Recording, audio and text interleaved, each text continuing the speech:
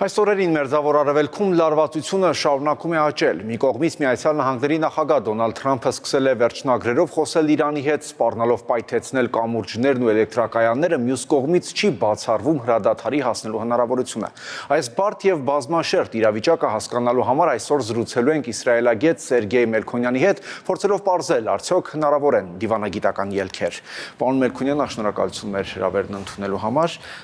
Վերջին օրերին Միացյալ Նահանգները, ինչպես արդեն ասի, սկսել է վերջնագրերով խոսել, մասնավորապես Դոնալդ Թրամփը։ Այդ երկրի նախագահը հայտարարել է, որ եթե նրանք մինչև երեքշաբթի, այսինքն Իրանը մինչև երեքշաբթի չբացի Հորմուզի նեղուցը, ապա նրանց վրա դժոխք կիջնի։ Սրանք Դոնալդ Թրամփի խոսքերն են։ Ինչ ազդեցություն կարող է ունենալ այս ռետորաբանությունը պատերազմի վրա։ Բարև ձեզ, շնորհակալություն հրավերի համար։ Այս ուլտիմատային ռետորաբանությունը ունի մի քանի հատ նպատակ։ Նպատակ համար 1 եւ ասում է հիմնականը ինքը տնտեսական է։ Եվ պարոն Ղալիբաֆը դրա մասին նկատում իրենց ազգային ժողովի ղեկավարը, այսինքն ասենք, որ հասկանալ լինի, ինքը կոնկրետ ցույց է տալիս ինչպես է ազդում Տրամփի հայտարարությունները տարբեր գների վրա, հիմնականում նավթի գների վրա, մինչև շուկայի բացումը, ավարտելով շուկայի փակմանը։ Ինչպես ամերիկյան տարբեր ընկերություններ այս հայտարարություններով գումարներ են աշխատում։ Երկրորդ նպատակը, դա ավելի ճիշտ ինդիկատորը, որ ռազմական ճանապարհով Միացյալ Նահանգները եւ Իսրայելը իրենց նպատակներին չեն կարողացել հասնել։ Հետևաբար ինչ որ ուլտիմատումներ են առաջ մղում, որովհետեւ երբ որ դու ուլտիմատումը հետաձգում ես, նշանակում է դա կանել ուլտիմատում չի, որովհետև դու հստակ կարմիր գիծ ես դնում եւ այդ կարմիր գծից հետո դու ցույց ես տալիս, որ ես ունեմ քաղաքական կամք եւ բավականի հնարավորություններ, որպեսզի ինչ որ քայլ ընդդիմեմ։ Եվ խնդիրը նա է, որ պարոն Տրամփը այսպիսի արդեն դժոխքներ խոսք էր տվել մի քանի անգամ։ Եվ իրենք Ամերիկայում մենք տեսնում ենք առնվազն փորձագիտական շրջանակներում բոլորը հասկանում են եւ ընդունում են, որ այս ռազմավարությունը չի հաջողվում։ Իսկ դժվար թե Միացյալ Նահանգները կարողանան շարունակեն ասկան ավելի ակտիվ հարվածներ հասցնեն, որպեսզի ինչ որ քաղաքական նպատակին հասնեն։ Եվ Տրամփը արդեն պատրաստել է իրեն ասած exit strategy դուրս գալու ասած հնարավորություն, հայտարարելով, որ դե ռեժիմը փոխվել է,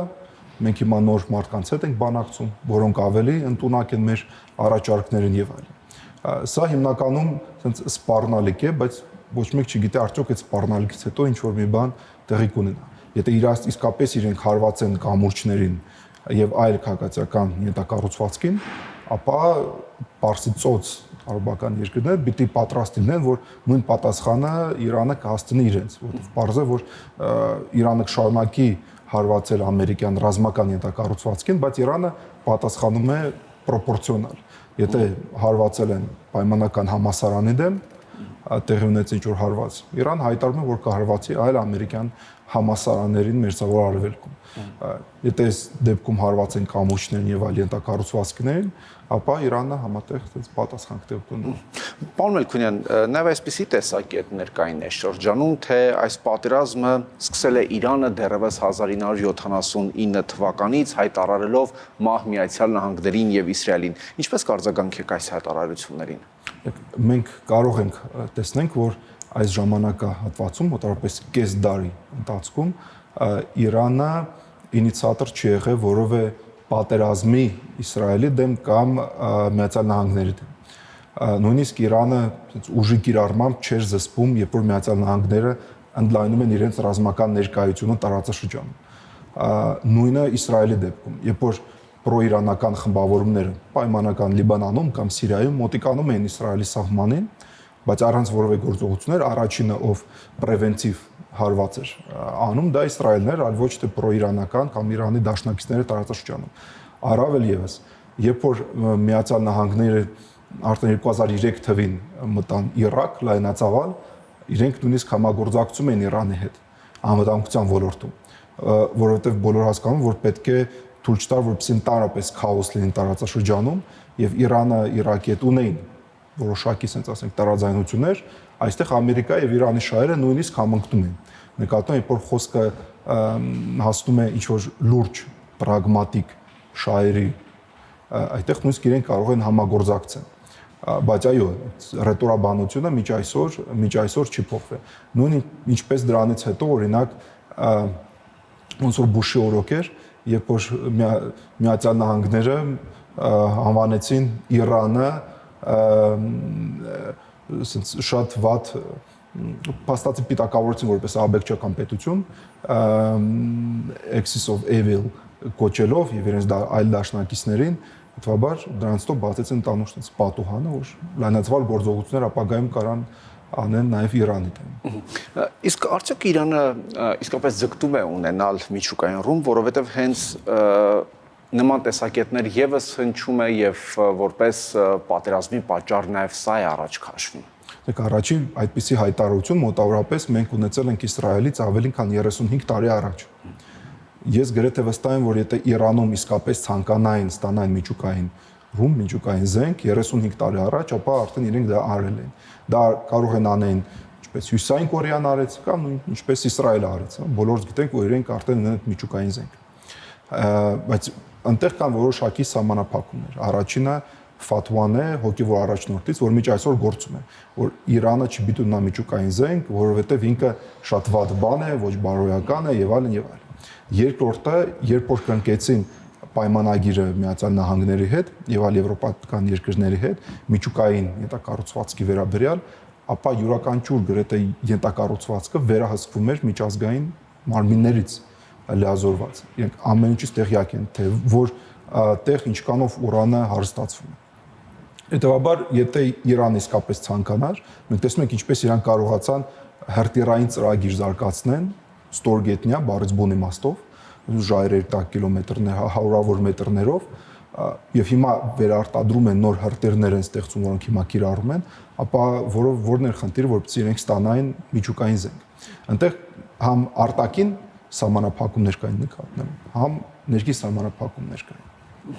Աքսիոս պարբերականն է գրել, որ Միացյալ Նահանգները, Իրանը եւ միջնորդները քննարկում են 45 օրյա հրադադարի տարբերակը, որից հետո չի բացառվում, որ արդեն կլինի պատերազմի դադարեցման մասին համաձայնագիր։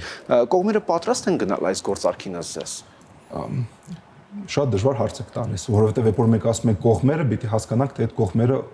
ովքեր են։ Եվ մենք առնվազն պատերազմում ունենք 3 կողմ։ Եթե առանձին դիտարկենք։ Եկեք առանձին։ Պարզը որ Միացյալ Նահանգները ամեն գնով հիմա փորձում են դուրս գալ, բայց ցույց տալով որ իրենք ինչ որ ձեռբերումներ ունեն, հաղթանակ մասամբ կրեցին եւ կարող են դուրս գալ։ Իսրայելը պատրաստ չի դուրս գալ պատերազմից, բայց եթե Միացյալ Նահանգները բլոկ դնեն, կարմիր գիծ դնեն, Իսրայելը դժվար թե միակողմանի շարունակի պատերազմել Իրան դեմ, որովհետեւ Իրանը կշարունակի հարվածնել ոչ միայն Իսրայելին, այլ նաեւ ամերիկյան ռազմաբազաներին Պարսից ծոցում եւ արաբական երկրներին, որը էլի խնդիր է Իսրայելի համար եւ սահմանափակումներ է ստեղծում։ Մնում է Իրանը։ Իրանը տեսանկյունը հետեւյալն է։ Իրանը չէր սկսել պատերազմը, դա Իսրայելն էր արել առաջին հերթին, երկրորդ հերթին Միացյալ Նահանգները։ Հետևաբար իրենք պիտի որոշ պայմանները ընդունեն, Իրանը դնում է, դրանից հետո իրենք պատրաստ են ավարտել։ Եվ այդ պայմանները, եթե մենք նայում ենք այդ ցուցակը, իրանք չեմ պատկերացնում, որ Միացյալ Նահանգները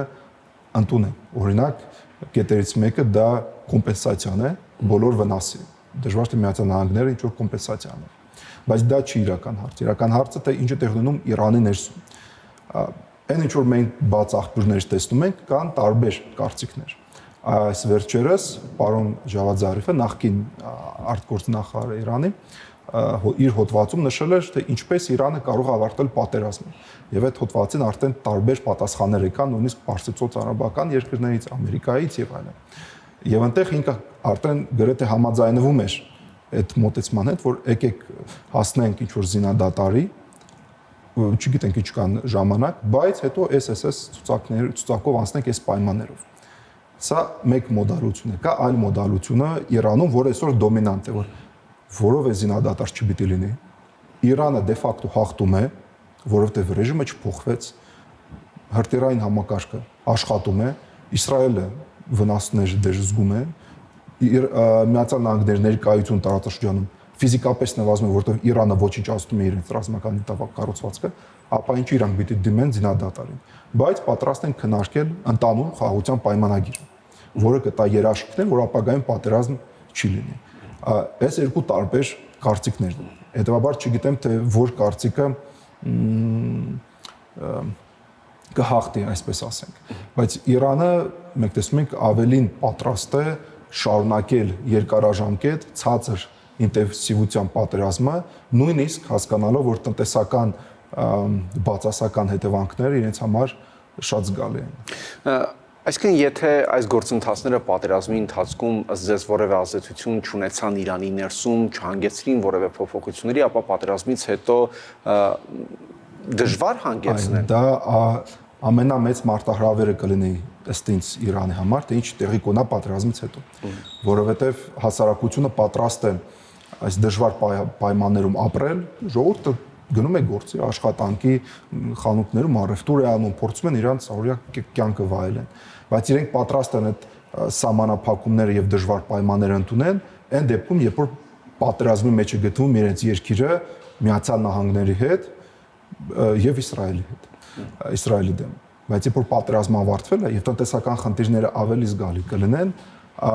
ապա պիտի բավարարես այդ պահանջները հասարակության կողմից։ Սա հիմնական մեծ խնդիրը ըստ ինձ կլինի կառավարության համար, որովհետև այն քաղաքացիական ենթակառուցվածքը, որը վնասվել է կամ ոչնչացվել է, ինքը տնտեսության հիմքերում է գտնվում։ Իսկ եթե Միացյալ Նահանգները շարունակեն հարվածեն գազային, նավթային ենթակառուցվածքին,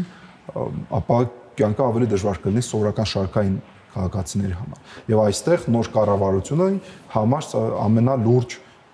մարտահրավերը կլինի, որպեսզի պահեն երկիրը կայուն։ Պարոն Մերքոնյան, ո՞րն է Իրանի այն գլխավոր, այսպես ասած, զենքը, որի շնորհիվ երկիրը կարողանում է դիմագրավել Միացյալ Նահանգներին եւ Իսրայելին, անգամ այսպիսի պատժամիջոցների տակ գտնվելով։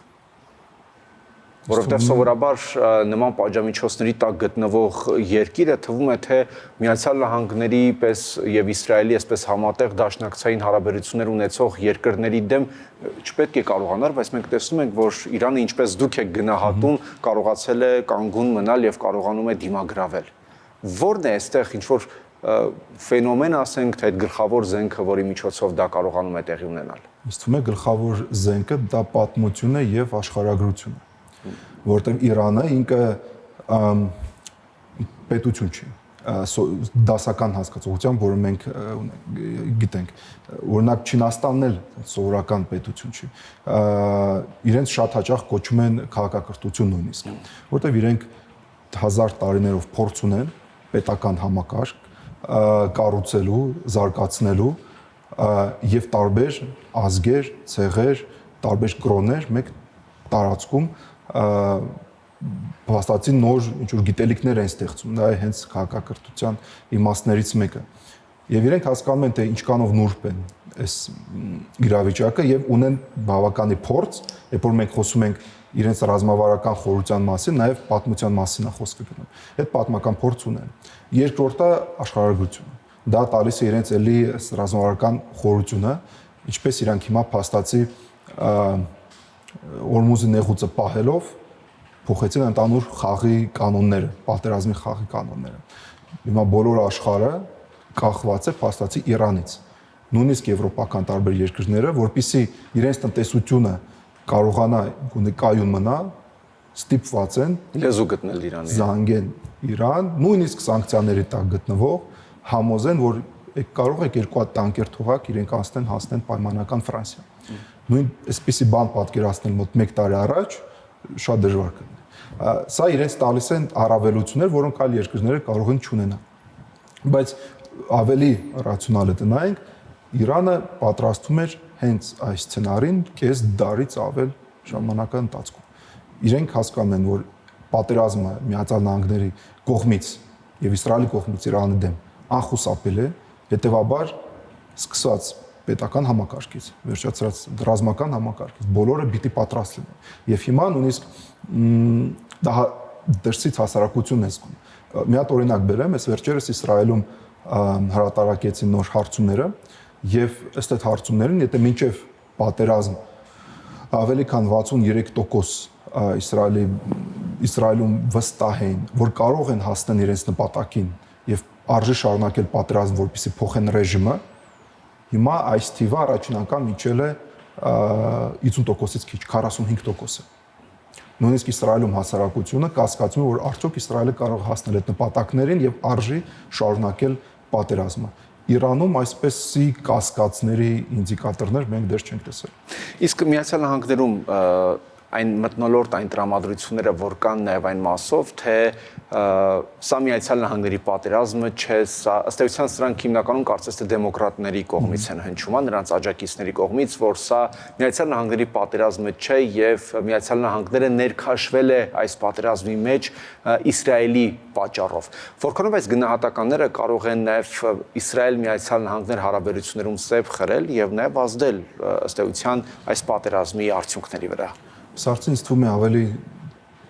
լավ կարող են ամերիկագետները պատասխանեն, բայց Իսրայելի տեսանկյունից այնտեղ որևէ կասկած չկա, թե ով էր դրտում այս օրակարգը Միացյալ Նահանգներում, որովհետև շատ դժվար է գտնել գերկարևոր ռազմավարական շահը Միացյալ Նահանգների, որի հիման վրա կարող է այսպիսի որոշում ընդունել։ Այո, բոլորը հասկանում են, որ ապագայում սպառնալիքը Միացյալ Նահանգների համար Չինաստան, հետևաբար հարվածելով Իրանին, ինչ որ չափով կարող նաև նվազում են Չինաստանի հնարավորությունները։ Բայց մենք տեսնում ենք, որ դա ինչ որ էֆեկտ տեղի չունեցավ։ Այո, ժամանակավոր ինչ որ խնդիր ունեցավ Չինաստանը, բայց նաև Միացյալ Նահանգները խնդիր ունեցան։ Եվ հիմա, եթե մենք տեսնում ենք, որ իշխանությունը մնում է, եւ դա հավանական սցենար է, ընդհակառակ նոր իշխանությունը կլինի ավելի, ասենք, ագրեսիվ յուրաքանչյուր Միացյալ Նահանգների ներկայությանը իր առաջի օղակում, հարևան երկրների տարածքում։ Դա արդյոք բխում է Միացյալ Նահանգների շահերից, թե ոչ։ Եթե դա է նպատակը, որպեսզի տապալը ռեժիմը նոր իշխանություն բերել, ապա կարող ենք ասել, որ Միացյալ Նահանգները հաջողվեցան։ Իսկ հիմա երկարաժամկետ հետևանքները իրենց համար ավելի բացասական են եւ մենք տեսնում ենք նույնիսկ ըստ հարցումներին Միացյալ Նահանգներում մենք տեսնում ենք ինչպես է կամաց նվազում այս աջակցությունը հասարակության կողմից Միացյալ Նահանգներում այս պատերազմի հասարակությունը պատրաստ չի նոր զոհերի։ Իսկ եթե ցամաքային օպերացիան տեղ ունենա, զոհերի քանակը կտրուկ աճելու է։ Ինչին պատրաստ չեն։ Որովհետև հասարակություն Եվ կհասնեն արդեն փոփոխությունների այնտեղ։